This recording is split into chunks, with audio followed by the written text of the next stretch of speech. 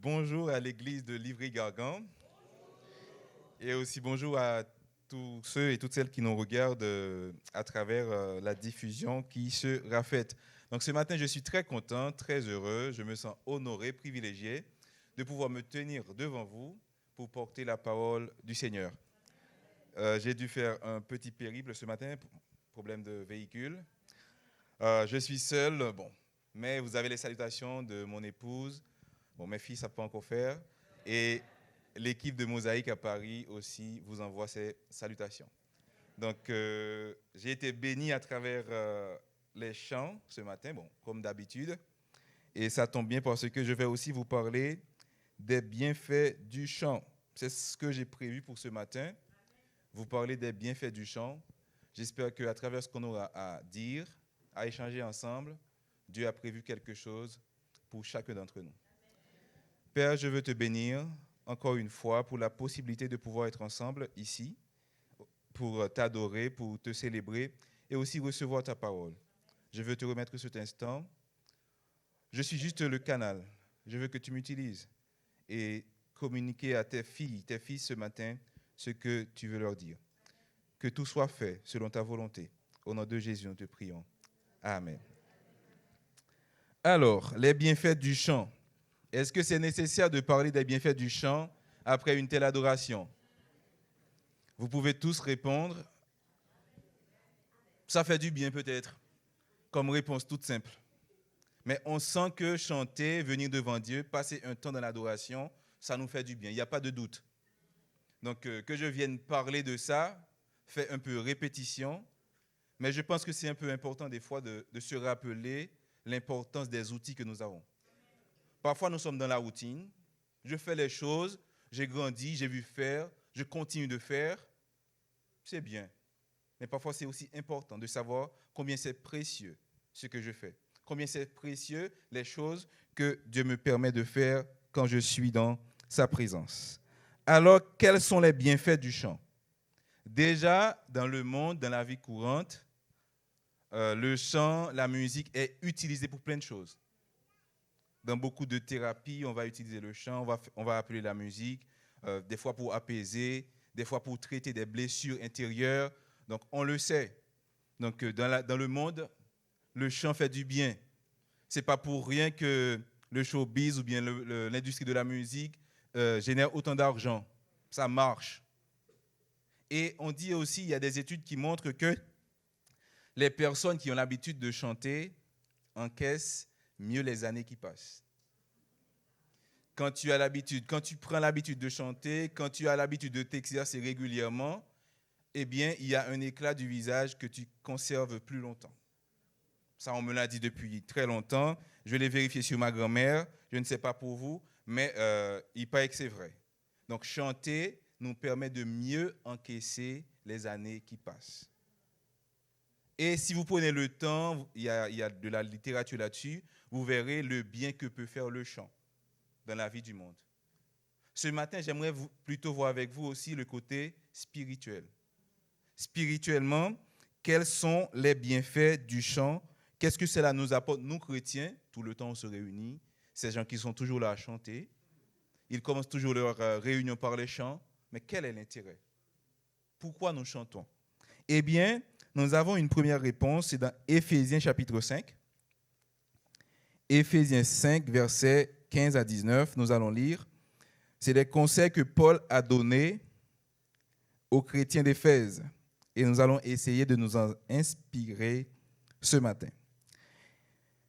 Alors, je lis pour vous dans Éphésiens 5, à partir du verset 15. Prenez donc garde de vous conduire avec circonspection, non comme des insensés, mais comme des sages. Rachetez le temps, car les jours sont mauvais. C'est pourquoi ne soyez pas inconsidérés, mais comprenez quelle est la volonté du Seigneur. Ne vous enivrez pas de vin, c'est de la débauche. Soyez au contraire remplis de l'Esprit Saint.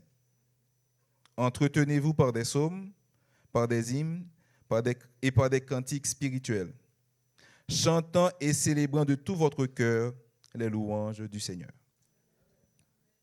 Le texte qui nous intéresse particulièrement ce matin, c'est le verset 19. J'ai pris avant pour faire le contexte. Entretenez-vous par des psaumes, par des hymnes et par des cantiques spirituels. Paul utilise 3 termes pour un peu renvoyer à la même idée. Les hymnes, les psaumes, les chants, pour s'entretenir. Mais avant de parler d'entretien, avant d'inviter les chrétiens d'Éphèse à s'entretenir par les chants, par les hymnes, Paul a une conscience, il sait quelque chose. Il y a beaucoup de choses dans la vie, dans notre quotidien, qui empêchent l'entretien. Il y a beaucoup d'autres choses qui nous préoccupent, qui prennent notre temps, notre attention, qui nous empêchent d'accorder l'attention à notre entretien. Et avant d'inviter les chrétiens d'Éphèse à cet entretien, il va leur dire, faites attention. Rachetez le temps car les jours sont mauvais. Ne dis pas que tu vas avoir le temps plus tard, que tu vas avoir le temps demain pour cet entretien, l'entretien spirituel. Ne soyez pas comme des gens inconsidérés, mais plutôt comme des sages. Oui, des fois, on peut banaliser des choses. Oh, c'est tellement facile. Depuis la mort de Jésus, j'ai accès directement à Dieu. Je n'ai pas besoin d'aller au temple. Je n'ai pas besoin de passer par le souverain sacrificateur. Je n'ai pas besoin de passer par un lévite. J'ai le temps, je peux. Et on néglige. Mais Paul te dit ce matin, Paul te le rappelle comme il l'a fait pour les chrétiens d'Éphèse. Il faut que l'on rachète le temps. Il ne faut pas qu'on gaspille notre temps. Il ne faut pas qu'on renvoie à demain ou à plus tard le besoin que j'ai d'entretenir mon âme, le besoin que j'ai d'entretenir mon esprit. J'ai été étudiant et encore je fais des formations. On accorde beaucoup d'importance quand on doit passer un examen. On s'y investit. On veut réussir. Et tu penses que grandir spirituellement, c'est moins important? Tu penses que grandir spirituellement, c'est plus facile? Non. Ça demande aussi un investissement comme un athlète. Il ne faut pas négliger ce besoin que nous avons pour grandir. Donc, prenons donc garde dans notre manière d'être, dans la façon de vivre, et rachetons le temps parce que les jours sont mauvais. Et pour pouvoir s'entretenir, grandir, Paul nous conseille de vivre le chant sous toutes ses formes. Les hymnes, les psaumes. Se nourrir, s'entretenir de cela. Et quand Paul nous invite à cultiver le chant, il n'est pas en train d'inventer quelque chose. Il nous renvoie à quelque chose, à une activité qui a déjà prouvé son efficacité dans la vie du peuple de Dieu. Lorsque Paul invite les Éphésiens de passer du temps dans le chant, de s'entretenir par le chant, ce n'est pas quelque chose que Paul a inventé. Paul ne fait que rappeler les bienfaits du chant. Vous connaissez sans doute ce qui s'est passé dans Josué chapitre 6, lors de la prise de la ville de Jéricho. Le peuple devait prendre possession de la ville. Et pour prendre possession de la ville, normalement, une armée a sa manière de faire. Il y a le siège, il y a les attaques, il y a plein de choses. Mais voilà que l'Éternel a dit à Josué, tu vas faire 7 fois le tour de la ville avec les chants. Tu ne vas pas attaquer avec les armes cette fois, mais tu vas attaquer avec les chants. À quel moment quelqu'un de logique va penser attaquer une ville fortifiée avec des chants? Mais l'Éternel a voulu ainsi et ça a marché. Aujourd'hui, tu n'es pas dans la position de Josué. Tu n'es pas dans la position du peuple à qui Dieu a promis une ville fortifiée. Mais ta destinée est quelque part dans une ville fortifiée, une forteresse. Quelque chose que Dieu t'a promis, un trésor que Dieu t'a promis est peut-être quelque part dans une forteresse. Et pour renverser cette forteresse, pour attaquer cette forteresse, tu as besoin de le faire avec tes chants. Tu as besoin de te lever avec les chants, de faire le tour de ta forteresse. Ce n'est pas une ville physique que tu vas prendre, mais ta destinée. Tu dois rentrer en possession de ta destinée en Dieu. Et pour pouvoir le faire, malgré les difficultés, les obstacles qui peuvent se présenter devant toi, tu dois pouvoir avancer avec le chant au nom de l'Éternel et prendre possession de ta destinée. Voilà ce que peut faire le chant. Dieu n'est pas le Dieu uniquement à Jéricho. Dieu n'est pas uniquement le Dieu de l'Ancien Testament. Ce que la Bible nous raconte, ce que la Bible nous montre, c'est que l'on puisse s'inspirer pour notre vie aujourd'hui. Comment, quand vient le découragement, comment, quand viennent les idées qui me disent « tu ne peux pas, tu ne vas pas y arriver ». Ah, mais non, tu n'es pas fait pour ça, tu n'as pas les qualités pour. Mais d'avance, c'est parce que c'est l'Éternel qui me l'a dit. Parce que c'est la promesse que l'Éternel m'a faite.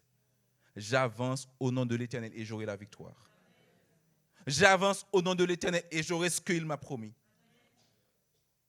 Et pour remporter la victoire sur le découragement, eh bien, rien que de mieux que le chant pour aller de l'avant et ne pas fléchir. Nous avons donc Josué 6. Israël prend possession de Jéricho. Ce matin, cette semaine, toi aussi, tu peux prendre possession de ta destinée. Nous avons dans Actes chapitre 16, encore une autre histoire que vous connaissez. C'est Paul et Silas dans la prison. Paul et Silas, missionnaires, qui vont délivrer une fille qui était possédée. En récompense, on les a mis en prison. Combien d'entre nous auraient maudit Dieu? J'ai fait du bien. Ah oui, en plus en France, on aime tellement l'équité, etc., la justice. Ah, mais comment c'est possible? J'ai fait du bien, mais je me retrouve en prison. Je me retrouve enchaîné. Je me retrouve privé de liberté. Quelle injustice! Et comment tu réagis face à l'injustice? Comment tu réagis quand tu penses avoir fait du bien? Tu attends à recevoir du bien en retour. Tu penses avoir bien agi. Tu attends la récompense. Et à la place, tu as une punition. Comment tu le vis? Comment tu affrontes cette situation? Est-ce que lorsque l'ennemi t'enchaîne, tu plonges? Est-ce que lorsque l'ennemi te bloque une situation, ferme une porte, tu plonges dans la dépression? Tu te laisses complètement abattre. Tu te laisses complètement effondrer. Ah oui, c'est injuste. Ça paraît logique, humainement parlant. Mais c'est les pièges de l'ennemi pour t'empêcher d'accéder à la gloire de Dieu. Tu vas raisonner humainement et trouver que c'est injuste. Tu vas raisonner humainement et trouver que je ne mérite pas ça. Comme je ne mérite pas ça, je baisse les bras. Comme je ne mérite pas ça, j'arrête d'avancer. Mais c'est pas ce qu'ont fait Paul et Silas. Même dans la prison, ils ont continué à chanter les louanges de l'Éternel. Même dans la prison que l'ennemi leur a donné comme récompense. Parce que c'est logique, hein? Tu viens attaquer le monde. Tu viens, tu déranges. Eh bien, ils te punissent. Ne t'attends pas à être honoré par le monde. Ne t'attends pas à ce que le monde soit content, se réjouisse de ce que tu as fait pour l'Éternel. Quand tu fais du bien pour l'Éternel, attends-toi des fois à avoir de l'injustice, à avoir de l'opposition. Mais quand vient l'opposition, je ne me décourage pas. Je continue d'avancer au nom de l'Éternel. Je continue de chanter les louanges de l'Éternel. Et on a vu que pour Paul et Silas, eh bien, chanter le nom de l'Éternel fait s'effondrer les prisons des hommes. Chanter le nom de l'Éternel brise les chaînes des hommes. Si Dieu est mon Dieu, pourquoi j'aurais peur de la condamnation des hommes? Je ne suis pas dans la provocation. Je ne suis pas dans l'irrespect. Je ne suis pas dans une forme d'arrogance vis-à-vis de personne. Mais quand je sers mon Dieu, la prison que tu penses m'avoir fabriquée, eh bien, tu vas la voir s'effondrer. Les chaînes que tu pensais m'avoir imposées, mais tu vas les voir fondre. Parce que j'avance avec l'Éternel. Aussi longtemps qu'il veut que je reste là, je resterai là. Mais quand il le voudra, il saura me faire avancer. Toi aussi. soit professionnellement, soit dans ta famille, soit dans le voisinage, on t'a catégorisé, on t'a mis à l'écart.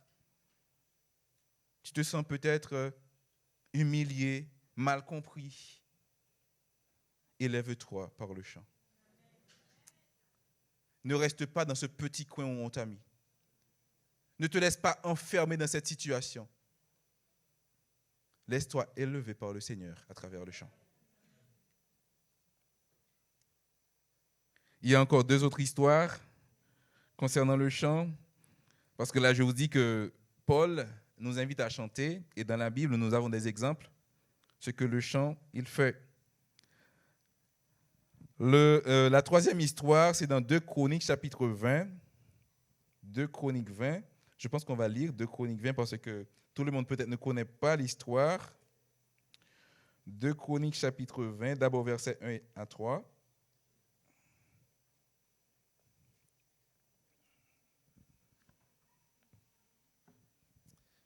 Nous allons lire plusieurs extraits de 2 Chroniques 20. D'abord versets 1, 3, ensuite versets 14, 17 et après versets 20, 23. 2 Chroniques, chapitre 20. Alors, c'est l'histoire où Josaphat, roi de Juda à l'époque, fut attaqué par les Moabites, les Ammonites et les Édomites. On va voir ce qui s'est passé. Après cela, les Moabites et les Ammonites, aidés par les Méonites, viennent faire la guerre au roi Josaphat. Des messagers l'annoncent au roi en disant « Une armée nombreuse arrive contre toi. Elle vient de l'autre côté de la mer Morte, du pays d'Édom. Elle est maintenant à Assasson-Tamar, c'est-à-dire en Guédi. » Josaphat eut peur. Il décida de consulter le Seigneur. Il demanda à tous les habitants du royaume de Juda de jeûner. Verset 3, donc maintenant on va passer au verset 14.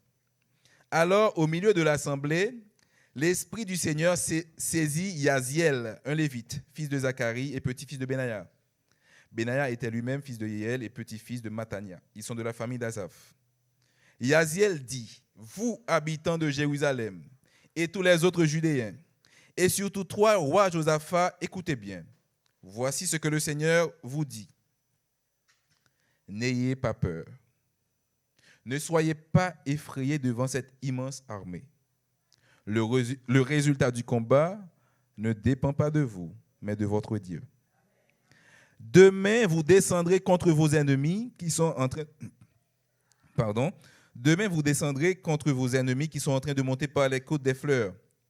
Vous les trouverez au bout du ravin, en face du désert de Yerouel. Vous n'aurez pas besoin de combattre contre eux, habitants de Jérusalem et de Juda. Tenez-vous là, arrêtez-vous et regardez comment moi, le Seigneur, je vous délivrerai. N'ayez pas peur, ne soyez pas effrayés. Demain, allez à leur rencontre, et moi, le Seigneur, je serai avec vous. Verset 20. Le jour suivant, tôt le matin, tout le monde se met en route pour le désert de Tekoa. Au moment de partir, Josaphat se place devant eux et leur dit, « Écoutez-moi, habitants de Jérusalem et de Juda. Mettez toute votre confiance dans le Seigneur, votre Dieu, et vous serez forts. Mettez toute votre confiance dans ses prophètes, et vous remporterez la victoire. » Puis Josaphat, en accord avec le peuple, place en tête de l'armée des chanteurs en vêtements sacrés. Ils sont chargés de rendre gloire au Seigneur en disant « Chantez la louange du Seigneur, car son amour est pour toujours. » Au moment où les chanteurs commencent à lancer leurs cris de joie et de louange, le Seigneur sème le désordre parmi les Ammonites, les Moabites et les Édomites, venus pour attaquer les Judéens. Ils se battent entre eux. Les Ammonites et les Moabites commencent par attaquer les Édomites et ils les tuent jusqu'au dernier. Ensuite, ils se tuent les uns les autres. Les ennemis sont venus grouper une multitude. Le peuple de l'Éternel a répondu par les chants. J'ai crié à l'Éternel et il a semé la confusion parmi mes ennemis. J'étais trop petit pour les affronter. Je n'étais pas suffisant, moi, pour aller à l'attaque. Mais comme j'ai crié à l'Éternel, et lui, il a pris ma défense.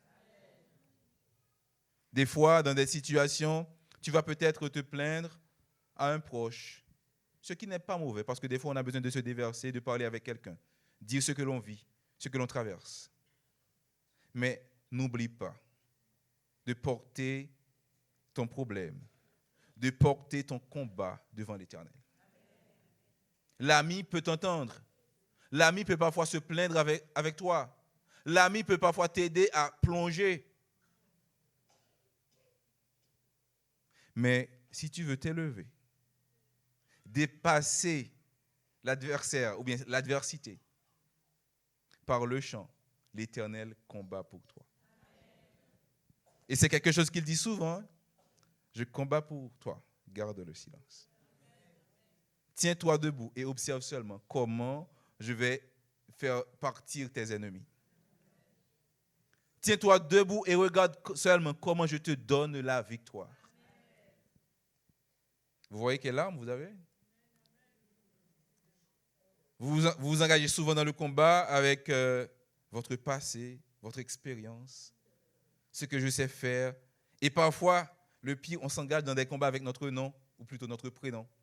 Oh, mais comment il a pu dire ça de moi, Alain? Il va voir ce qu'il va voir. Je ne parle pas de Alain. Ah ben oui, des fois on est tellement vexé parce qu'il a parlé comme ça de moi. Et j'avance donc en tant qu'hébert, il va voir. Mais ce que la Bible nous montre, c'est mieux de placer l'Éternel devant. Que ce soit à Jéricho, ou face aux Moabites, vous avez vu la stratégie? D'abord les chantres. On a mis devant le chant. On a placé devant la louange à l'Éternel. Je ne viens pas moi avec mon... C'est orgueilleux, hein, d'avancer avec sa force. C'est orgueilleux de ne pas laisser la première place à l'Éternel dans mes combats. Pensez que je vais pouvoir le faire seul. Et vous allez voir, si vous lisez Josué, après la victoire sur Jéricho, le peuple a attaqué Haï, une plus petite ville, en se basant sur cette ancienne victoire. Et ils ont connu une défaite monstre. C'est une erreur, mon frère, ma soeur, de regarder le problème parfois comme étant petit. Je vais pouvoir y arriver. Mais toujours, mets l'Éternel devant. Là, nous voyons les combats. On ne va pas lire ce texte, mais dans Esdras, chapitre 3, on voit que, Esdras 3, versets 10 et 11, c'est lors de la reconstruction du second temple, on va voir que lors de la pose des fondations, eh bien, on a fait tourner les chantres pour chanter les louanges de l'Éternel. C'est-à-dire, le peuple a posé les bases, les fondations du temple avec les chants. Et je pense aussi, nous, dans notre vie, dans ce qu'on fait, dans nos projets, il faut savoir aussi inviter cette joie de l'Éternel dans les commencements. Ah oui, je pense que c'est plus léger, on avance plus légèrement, on avance avec le cœur plus léger, plus enthousiaste lorsqu'on pose les fondations sur les cris de louange. Lorsqu'on pose nos fondations, pas que la maison, hein, quel que soit le projet que j'ai. J'avance d'abord, recommande ton sort à l'Éternel, c'est écrit dans le livre des Proverbes. Poser les bases, inviter la joie, inviter la sérénité de Dieu dans quel que soit ce que je fais. C'est beaucoup mieux pour la suite. Donc, le chant, ce n'est pas que pour les combats, c'est aussi dans la construction. Le chant, ce n'est pas que quand vient l'adversité. Le chant, c'est aussi quand j'ai un projet. Je bâtis mon projet avec l'Éternel. Je le laisse s'installer, je laisse sa joie prendre place je le laisse au contrôle de toutes choses dans ma vie. Donc, nous avons vu quelques bienfaits, quelques exemples de ce qu'on peut faire en tant qu'enfant de Dieu, en célébrant, en chantant son nom. Et je ne sais pas, bon, ici j'ai l'impression que majoritairement, si ce n'est pas complètement, vous êtes tous très chants. Vous aimez le chant, donc pour vous c'est qu'un rappel. Combien le chant il est bien, donc c'est bien de vivre le chant. Mais j'ai connu d'autres personnes qui sont parfois un petit peu réticentes au chant. C'est un truc d'Africains dans les champs de coton en Amérique. Oh, moi, je suis trop moderne, trop sérieux pour chanter. Je vais vous dire une chose, le chant, c'est universel. Le chant est universel. Je ne sais pas quel que soit quel complexe vous avez développé par rapport à tout ça, chant, parce que c'est même pas que maintenant. Hein. David, quand il a chanté, Milka, la fille de Saül, trouvait que c'était ridicule. Un roi ne chante pas. Mais j'aimerais vous dire ce matin que le chant est universel. Moi, j'ai eu la chance de, pas beaucoup, mais j'ai vu d'autres cultures. Et même dans les autres cultures, on danse aussi et on chante. Dans toutes les cultures, il y a un folklore. Moi, ça m'avait étonné, c'était en 2012. J'étais dans les Hauts-Lyonnais, donc c'est un peu à la montagne, et de voir que en France, vous avez des communautés qui, en certaines occasions, se réunissent pour des danses un petit peu folkloriques, etc. Alors que j'avais plutôt cette image du français assez carré. Je me suis marié en Slovaquie. Lors du mariage, c'est moi qui ai demandé à m'essouffler. Hein. La première danse, ça a duré plus de 30 minutes. Pour moi, c'était compliqué, mais voilà. Mais je vous dis ça, c'est pour vous montrer que dans toutes les cultures, on chante et on danse. Mais tous les peuples ont su affronter leurs difficultés, des problèmes avec les chants et la danse. Donc, ce n'est pas quelque chose d'exclusif à un groupe. Ça nous appartient à tous. Le chant est universel. Ne te prive pas d'un cadeau que Dieu t'a fait. Ne pense pas que c'est aux autres. Nous avons chacun notre style. Nous avons chacun notre style. Mais le chant appartient à nous tous. C'est universel. La deuxième chose que j'aimerais te dire, c'est que le chant, moi je le considère ainsi et je pense que tu peux l'expérimenter aussi. Le chant, c'est comme un booster. Parfois, tu vas lire ta Bible. Tu n'es pas assez disposé. Mais tu vas passer un temps dans le chant, ça va te mettre dans une meilleure position pour aller en profondeur. Donc ça te booste, ça te permet d'aller plus loin. Tu aurais pu faire une lecture qui dure 10 minutes et tu ne retiens rien. Mais tu as pris le temps de chanter avant la méditation, tu passes 30 minutes, tu passes plus et tu vas en profondeur. Parce que tu t'es déchargé de quelque chose. Et le chant, moi je l'ai vécu comme expérience. Ça remonte à 2 semaines, j'étais au travail. J'attendais un dossier d'une collègue et ça a mis du temps. Mais ce n'était pas la première fois. Et j'attendais 5 minutes, 10 minutes, 15 minutes. Je dis, mais non, elle fait exprès. On dirait qu'à chaque fois, elle cherche à me contrarier. J'étais dans cet état et ça commençait à monter un petit peu. Je me suis dit, non, Hébert, il faut pas te laisser avoir. Essaye de passer par-dessus. Et j'ai trouvé un chant, c'est abrite-moi sous tes ailes, etc. Même si les océans se déchaînent, etc. Donc j'ai trouvé ce chant et je me suis mis à chanter et puis je suis passé à autre chose. Vous savez ce que j'ai fait? Matthieu 11, 28. Venez à moi, vous tous qui êtes fatigués et chargés, je vais vous donner du repos. Déposez au pied de la croix vos fardeaux. Quand quelque chose te presse, tu t'en décharges. Et décharger, ce n'est pas juste des fois prononcer une parole. Tu as besoin de faire une activité pour décharger le poids. J'ai fait ça. Et quand elle est arrivée, elle m'a trouvé avec le sourire. Ah, merci. Elle m'a dit, eh bien, ça va, tu es sûr que... Parce que pour elle, naturellement, j'aurais dû être en colère, fâché, d'avoir dû attendre, etc. Ah, mais tu es sûr que ça va? Je dis, oui, ça va. Et c'était vrai, ça allait. Donc, ce que j'ai fait, je ne me suis pas laissé contrarier. Et Dieu merci, hein, parce que suite à cette situation, 2 autres choses se sont présentées. Si je n'avais pas évacué la première contrariété, j'aurais explosé. Et c'est cette intelligence que nous n'avons pas. Des fois, on considère que la colère, elle est légitime. Je la garde. Je considère que la contrariété, elle est légitime. Je la garde. Ah oui, donc j'ai raison de bouder. Personne ne va m'empêcher de bouder. Prenons un exemple. Supposons que je suis capable de porter, je ne sais pas, 50 kilos sur 100 mètres. J'ai 50 kilos sur mes épaules, je peux faire 100 mètres avec. Au départ, je pars avec 30 kilos. Je pars, quelqu'un pose 30 kilos, j'avance. Maintenant, en cours de route, quelqu'un rajoute 30 kilos. Sur 40 mètres, quelqu'un me rajoute 30 kilos. Mais je ne vais pas pouvoir faire les 100 mètres. Parce que là, je suis surchargé. Eh bien, c'est la même chose. Des fois, cette petite colère légitime que tu gardes, que tu penses pouvoir porter, ça va. Mais il y a tellement d'occasions dans la journée pour rajouter d'autres colères, d'autres contrariétés. Rachetez le temps, mes frères et sœurs.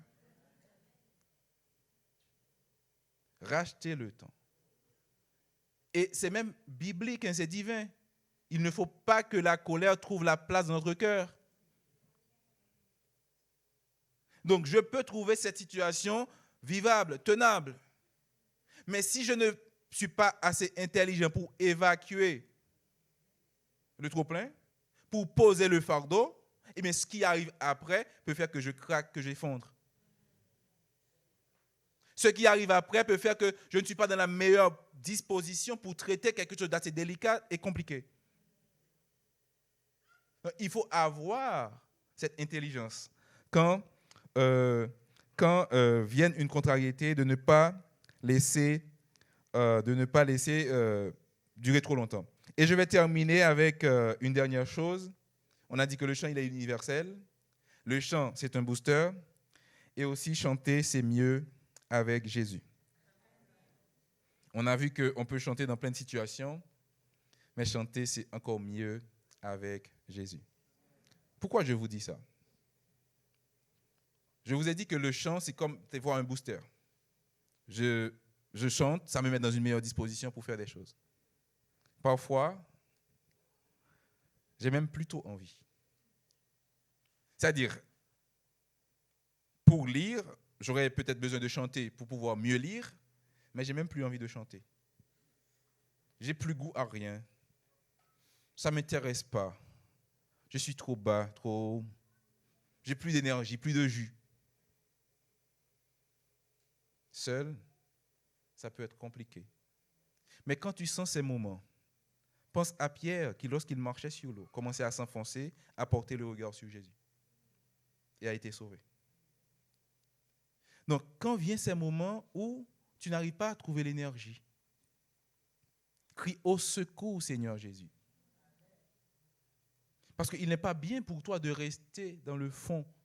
Tu dois le comprendre, mon frère, ma soeur. Il ne faut pas accepter comme naturel le fait d'être dans cette situation désintéressée. Non. Si je sens que je suis dans cette situation-là, trop meurtri, oh, j'ai trop de blessures, on m'a trop blessé, on m'a trop fait du mal, j'ai plus goût à rien. Porte le regard sur Jésus et dis-lui au secours, Seigneur Jésus. Il nous dit à tous dans Matthieu 28, verset 20, je suis avec vous tous les jours jusqu'à la fin du monde. Quelle que soit la situation, même si tu penses que les autres t'ont abandonné, même si tu penses que les autres t'ont rejeté, Jésus, il est toujours là. Je suis avec vous tous les jours jusqu'à la fin du monde. Et il dit une deuxième chose que j'aimerais que vous gardiez aussi à l'esprit.